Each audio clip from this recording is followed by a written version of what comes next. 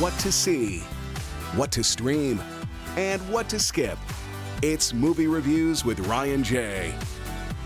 And we are back with the nationally syndicated film critic, Ryan J.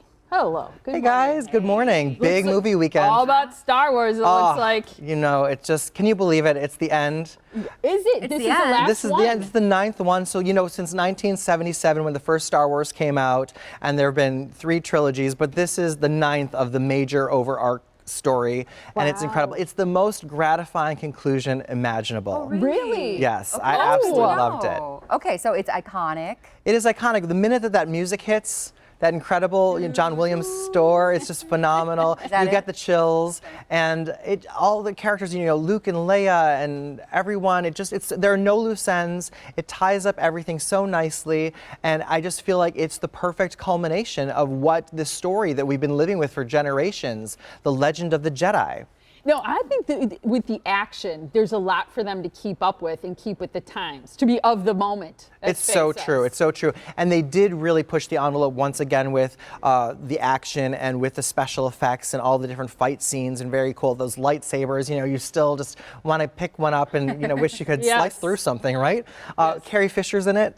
You know, and it's so great. She filmed it right before she died. And it's so great to see. There's more of her than, you know, you could imagine. And it's just, you know, it's kind of that like bittersweet seeing her because she's not around anymore. But I just love Princess Leia and all of it. I mean, you have to see it. This is like, you just can't miss this in the theater. This is such a must see. And I think it's my favorite Star Wars just after Empire Strikes Back. Now, was there a big moment in terms of like a gay kiss in the Star Wars? This is the first Yes, Star Wars actually, franchise? it's huge for Disney too, because remember there was one that they had filmed and then cut out of Beauty and the Beast last year. But then this, there is, and it's not major characters. It's kind of inconsequential, but it's there and it's noticeable, and it is groundbreaking for a Disney film and for Star Wars to include a gay kiss. People are talking about it. I've seen that on social media. You have a giveaway for Star Wars. Yeah, you can enter to win a pair of free tickets to any theater, anytime to see a new film, and also some swag here. You go over to my Instagram, follow me at Ryan J Reviews on Instagram, and there's rules that you can follow there to enter to win some t-shirt and some other things. So cool. I love it. Okay, so make sure you go to his website for that. We got to talk about Cats. Yes. Because I know that you're a big fan of this.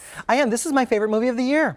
Wow. Yeah, it's unlike anything I've ever seen before, unlike anything you've ever seen. Number one Number one. It really is great. There was a lot of backlash against it after social media and the trailer came out, but it really is fantastic. Well, so you saw the Broadway show. I did see the Broadway show, and I wanted to include in my review Susan Varela, because she did the show, you know, friend of the blend, Susan, and she did the show in Germany, played Grisabella, and she's also been on Broadway, and I wanted to talk to her, and so she came to the screening with me. I wanted to talk to her about how the show really is different from the movie and get an insider's look. Take a peek. Old Deuteronomy, played by Judi Dench, is normally done by a man. It's like a big opera singer, like fantastic voice, and for Judi Dench to do it as this, you know, very charactery woman, I thought was perfect. I thought it was great, and it was a great change. The only thing that felt a little bit like a misstep to me was that they took the very iconic Gillian Lynne choreography and changed it. Andy Blankenbuehler, who is the choreographer, is great and is like a rising star in the music theater world, and so I think it was very good, but I missed that a little bit.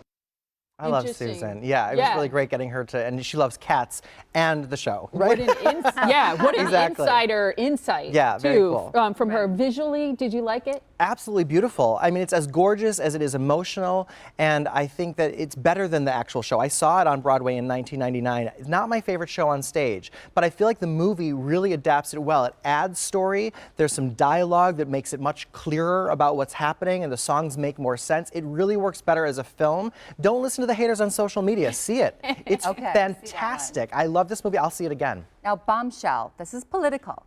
This is not political. It's not? This is based on the true story of what happened behind the scenes at Fox News, and I love that it avoids politics. It focuses only on the sexual misconduct behind the scenes, Roger Ailes, you know, and it's produced by Charlize Theron, and she also plays Megyn Kelly in the film. Some of the year's best performances. Speaking of best performances, what I think is incredible about this movie, I've just seen previews, but also the movie with Judy, the movie about Judy Garland, is the makeup and how much they look like those stars. Right, they're using prosthetics and other things, and it's really great to see how, like, the movie magic at work here. Right. We also have Nicole Kidman in an outstanding performance as Gretchen Carlson, and she also is transformative, as you see. And then Margot Robbie is a new character that is a fictional character that she is part of the storytelling device throughout the film. But I love how this movie really draws you in. The pacing of this film is incredible. It's a great drama, and it's a true story, and it's kind of just before the whole hashtag Me Too movement and the Harvey Weinstein and all the rest of it. So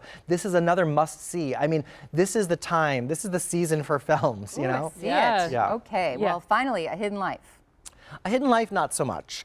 This movie, I'm not a fan of this director. This is director Terrence Malick, who I don't really enjoy his films. All of his films are very drawn out and slow. This is also a true story based on a German during World War II who was recruited into the Nazi Party and refused to go. Oh, okay. So do you like the plot of it? I do like the plot. I mean, the premise is very interesting, and I also like that it's a true story, but it's really, the story is about 20 to 30 minutes long, but it's padded to 3 hours with a landscape shot. So skip long. it.